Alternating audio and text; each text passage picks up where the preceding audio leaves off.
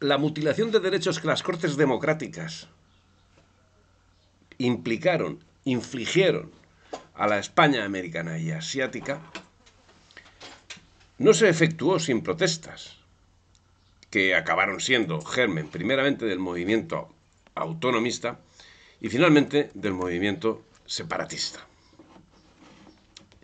En 1844 tuvo lugar en Cuba la conspiración de la Escalera, a raíz de la cual el gobernador del momento, Leopoldo O'Donnell, expulsó de la isla a los libres de color, mientras desde los Estados Unidos la masonería movía los hilos que ocasionaban los conflictos y con sus contactos ramificados por todos los ámbitos sociales, económicos y políticos del país, fomentaban el clima de levantamiento en la isla. El año 1852 fue notable por la actividad en los trabajos de la sociedad secreta La Estrella Solitaria, que extendía sus ramificaciones desde Nueva Orleans, donde estaba su matriz, a cerca de 40 ciudades americanas. Y en 1858, dos logias cubanas en Santiago de Cuba pidieron apoyo a la Gran Logia de Carolina del Sur en Estados Unidos y junto a otra logia el 5 de diciembre de 1859 constituyeron la Gran Logia de Colón y luego, pocos días más tarde, un Supremo Consejo de Colón en Santiago de Cuba, asumiendo la jurisdicción sobre todas las Indias occidentales. Estas actuaciones, tendentes a crear una cabeza de puente en Cuba, tuvieron éxito en 1864 cuando se produjo una amplia extensión de la masonería que sería nutrida por los hacendados y los grandes comerciantes asentados en la parte occidental de la isla. Fue precisamente ahí donde aparecieron los principales cabecillas separatistas, casi todos no naturales de Cuba, como queda claro en la composición de la logia Fe Masónica número 15, creada en 1866, de cuyos 42 componentes tan solo 12 eran cubanos. Los pasos eran llevados con lentitud y firmeza, lo que hacía o justificaba que las autoridades de la isla fuesen cediendo terreno sensible. Así, Francisco Serrano acabó llevando a cabo concesiones a la clase criolla acaudalada, incluyendo una amnistía política que permitió a partir de 1861 el retorno a Cuba de muchos de los exiliados políticos. Entre los que retornaron estaba el médico Vicente Antonio de Castro, activo conspirador. De inmediato fundó un cuerpo irregular masónico, el Gran Oriente de Cuba y las Antillas.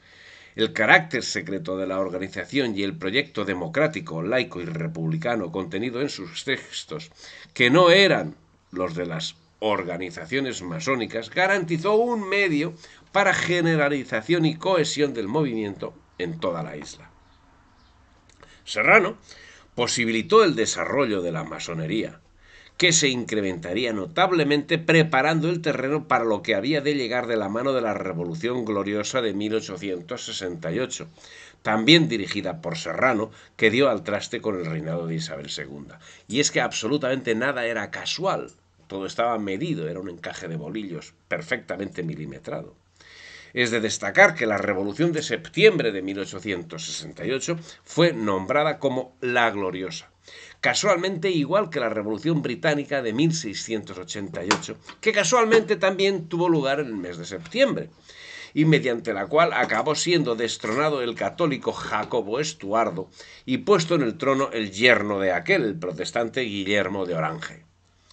Masones fueron, entre otros, Carlos Manuel de Céspedes, Ignacio Agramonte, Perucho Figueredo, Calixto García, Antonio Maceo y José Martí.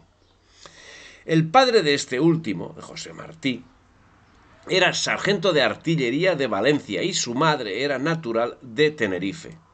Esas circunstancias hicieron que el niño Martí pasase parte de su infancia en la península, habiendo sido primero detenido como consecuencia de sus soflamas separatistas y partiendo luego al exilio.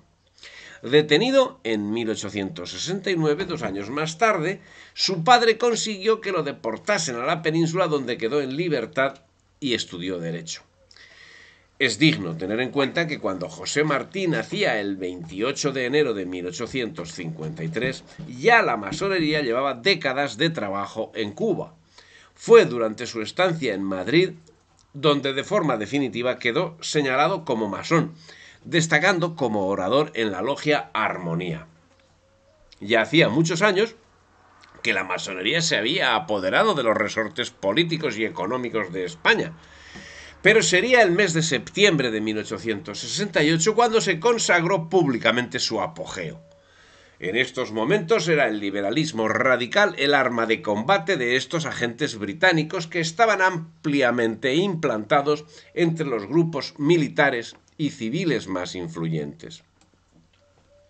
Parece evidente que el triunfo del golpe de Estado que llevó a la Revolución del 68 se debió en gran medida a los grupos masónicos, en eso no hay ninguna duda, que como consecuencia posibilitará el fortalecimiento del control británico sobre España gracias al control masónico del sexenio revolucionario y de todo el siglo en la práctica, pero bueno, ahí se significó más.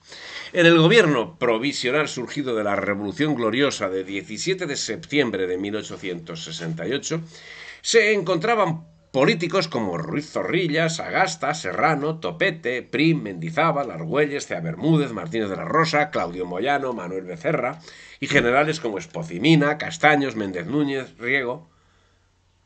¡Todos masones! Parece evidente que el triunfo del golpe de Estado que llevó a la Revolución del 68 se debió en gran medida a los grupos masónicos, que como consecuencia posibilitaba el fortalecimiento del control británico sobre España. Como podemos observar, lo acontecido en la península no era diferente a lo acontecido en el resto de las mermadísimas Españas. Así, la Gloriosa fue el inicio de la sublevación en Filipinas que, contrariamente a lo que ha acontecido en las colonias, por supuesto, las colonias no tienen nada que ver con España, las colonias tendrán que ver con Francia, con Inglaterra, con Holanda, etcétera, etcétera, pero, en fin, vuelvo a decir que, contrariamente a lo acaecido en las colonias, de la que tienen muestra los países colonialistas, no fue producida de abajo arriba, sino de arriba a abajo, del gobierno de España al gobernado, hasta el extremo que los propios jefes separatistas, en concreto Felipe Buencamino, señalaron en el manifiesto separatista que daba lugar al alzamiento contra España que las islas Filipinas accedían a la revolución merced a la revolución septembrina, a la Gloriosa. En principio la revuelta no alcanzaba asuntos de envergadura, sino que más bien se hallaban circunscritos a los ámbitos de influencia británica. En ese ámbito, el 21 de enero de 1872 se produjo una grave insurrección en Manila que ocasionó un enfrentamiento entre una facción militar al mando del sargento Lamadrid y el ejército regular. La revuelta fue duramente sofocada, y en el curso de la misma, que había sido organizada por asociaciones masónicas, como es evidente, se produjo un importante número de muertos y heridos. La represalia subsiguiente a esta revuelta produjo cerca de 80 detenidos, entre los que se encontraban personajes como Pardo de Tavera, Regidor, Paraíso y otros. 40 de ellos serían condenados a muerte, de los cuales cerca de una treintena, muchos de ellos masones, serían finalmente indultados o enviados a las Marianas. Quienes no obtuvieron el indulto fueron ejecutados a garrote vil el 17 de febrero de 1872. Entre los ejecutados figuran 3 clérigos filipinos: José Burgos, Mariano Gómez y Jacinto Zamora. Las peticiones de indulto del obispo de Manila, don Gregorio Melitón, de nada sirvieron para que el gobernador masón declarado del grado 33, Rafael Izquierdo, denegara la petición arrastrado por las exigencias de sus hermanos masones. En fin, si te ha gustado el vídeo, dale me gusta, difunde y suscríbete al canal.